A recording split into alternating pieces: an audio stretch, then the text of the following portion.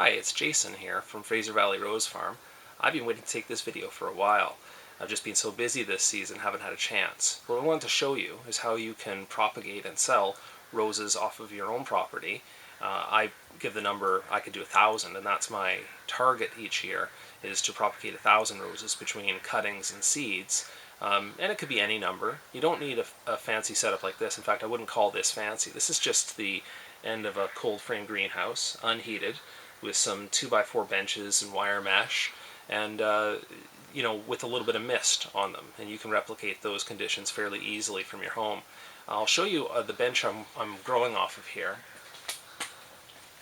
and as I say, this is just a misting system that mists a few seconds every hour, and here I have a heated bench. So this is actually a heating cable that I've buried into the media below the trays. And I have a video that I've made that shows you how you can make a bench just like this one. It does increase my rate of sticking, especially in the part of the season that's a little bit cooler in the spring or in the fall. Okay, now that I've showed you the benches that I grow on, I thought I'd show you next what I use to take the cuttings. Most important thing is your clippers, and a couple things you need to do to your clippers before you take cuttings. First of all, there goes my mist. I'll wait for that to be over. First thing is, it should be clean clippers. So this is a disinfectant, and what that helps me to do is stop from putting bacterial or viral problems right at the base of the cutting where I've cut it, so that it has an improved chance of taking. The other thing it does is it eliminates the viruses or the spread of viruses. So I take cuttings from 150 different varieties of roses out in my field, and if I don't clean my blades between taking cuttings, I could easily spread diseases between the varieties. So that's an important step. The chemical I'm actually using is quaternary disinfectant. You could use bleach wipes or anything else as well. Just be careful if you use bleach on your blades, it will rust them. The other thing you need to do to your blades is you need to have good sharp blades, just so you can have a clean cutting. Every time I head out, I give it a quick sharpening and make sure I'm working with sharp blades. The other things I have with me here, this is a rooting hormone. And it's not 100% necessary for success in doing this, but I do think it improves my rate slightly, so I do use it. You can buy the powdered stuff, the liquid stuff, the gels. I don't think there's a lot of difference between them, at least in my experience. This one here you mix into water, and then you use it as a quick dip as you're taking your cuttings. And last but not least, the other thing I have ready is the soil medium. Now, you can use a lot of different kinds of soil medium, but the key points on it is that it should be sterile soil medium, so you're not looking for something that has a lot of fertilizers or a lot of additives in it. And the other thing is that it should have be fairly well draining soil. So this here has a lot of perlite, good drainage, it drains very quickly. What you don't want to do is have your cuttings under the mist, all the water staying in the soil, and then the base of that cutting staying wet the whole time, so that it gets waterlogged and dies. Next thing I want to show you before I actually take the cuttings themselves is the stages of success in cuttings. So this is a tray I took a while back, and this is kind of what the cuttings look like when they go into the pots. This one here, I'm going to pull this one out, is a cutting that hasn't taken yet. And you can see across the bottom there, it started to callus though, which is a really good sign. There's no blackness across the bottom of the stem here. There's a little bit of blackness on the top where I took the cutting, but I suspect that this bud here will express before this thing has any problems. So that's on its way. The next stage is this one here. And you can see that this is actually starting to push new growth. So these buds are expressing, starting to push new growth. The other way I can tell that it's rooted is I'm starting to pull on that, and it's not coming out easily.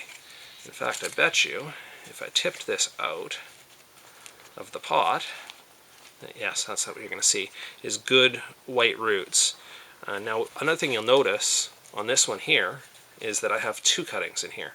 And that's something I do to hedge my bets. I'm taking this in a regular quart-size pot or 9 centimeter pot, and if one cutting should fail, then I at least have another one in there. I don't want to waste the bench space or waste the pot, so taking a couple of cuttings in there is a good way to hedge my bet. Now what do I do now if two of them have made it? Well, what I might do is I might take those and gently tease the roots apart and put them into two different pots, and that's fine with me. Or if I have a lot of that variety, I might just clip one off and not use it. These ones here, some of them you can see are 2 per pot, some of them are 1 per pot. That might mean that already I've had some failures in there, things that started to turn black, and so I've pulled those out and I'm not using them. So the kind of cutting that I'm taking is semi-hardwood cuttings. This is September now, and a lot of my roses are still blooming, but this is kind of the end cutoff of when I would be doing semi-hardwood cuttings.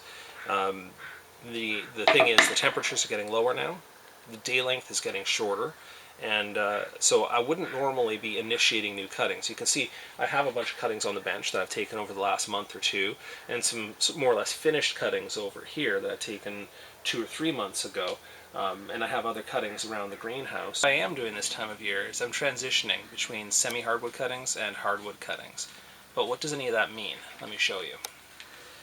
On the plant here, if you look at this growth here, you can see how easily that bends.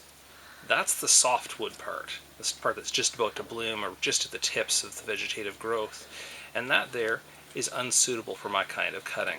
If I took a cutting like that, it requires constant attention, lots of mist, lots of rooting hormone, high temperatures to root quickly because it has no access to moisture from its roots, from the plant. That's gone now, and it's quite soft, so otherwise it will rot very quickly unless it roots very quickly.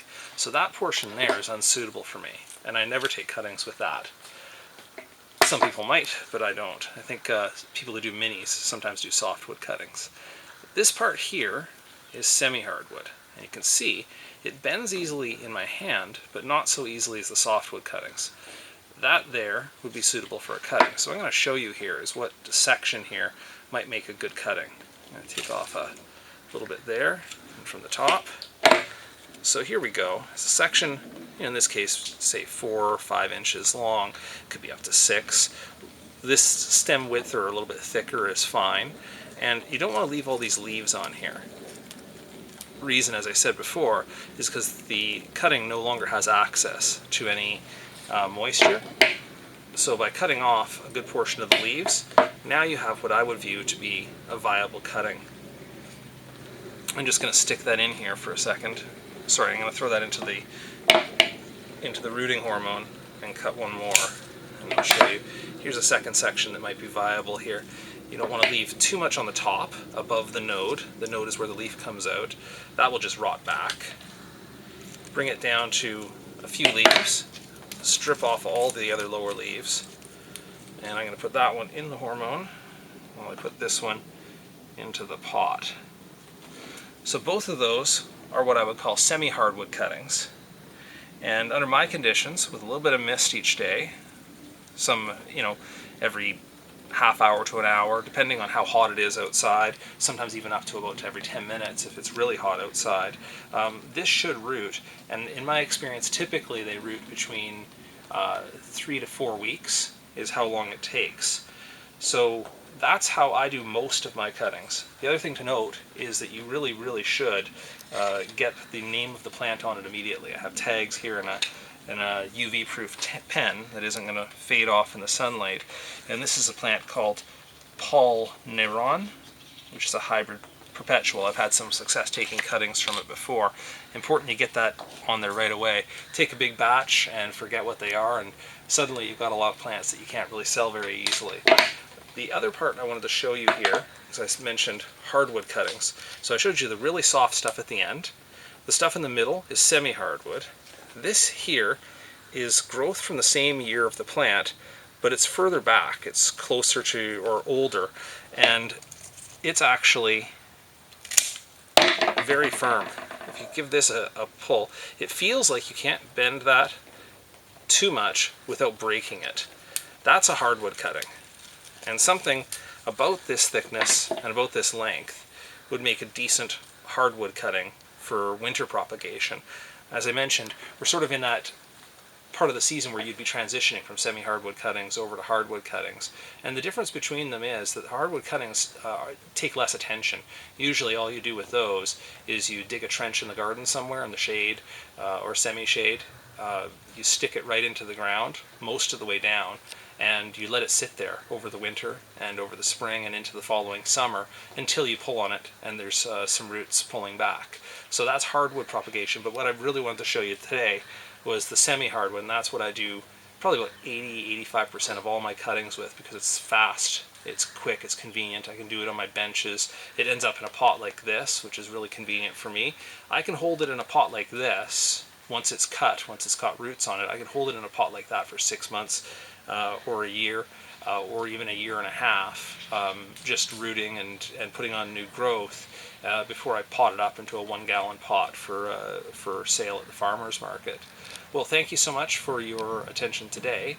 I really appreciate you watching the video. I may have left some stuff out. If I did, feel free to drop a comment at the bottom of the video, and I'll try to answer any questions you have about propagation of roses. Thank you.